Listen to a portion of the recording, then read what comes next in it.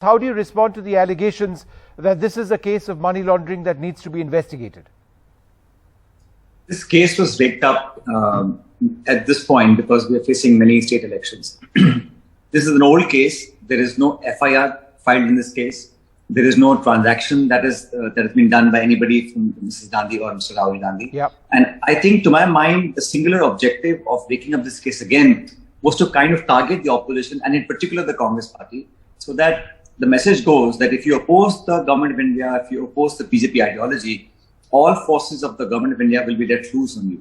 It's not just about an individual or a party. Look at the country today, Vishnu. We have a huge agrarian crisis. You know, the rupee and dollar is like 80 rupees to a dollar now. We have food inflation. We have highest ever unemployment. The freedom of press is being curbed. Globally, we're facing many challenges on our borders for China.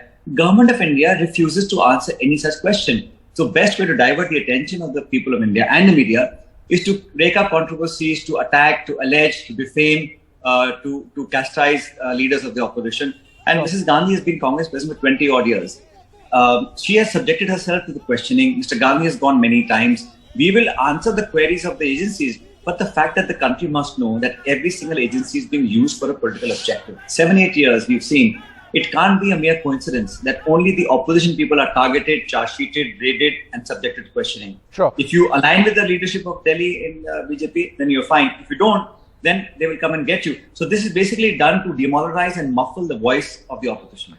Sachin, what about the allegation that all of these assets which were transferred to Young India, which was set up by Rahul Gandhi and Sonia Gandhi in, I think, 2010, are assets which should be considered their assets, and therefore it is, in a sense, their wealth, which needs to be accounted for?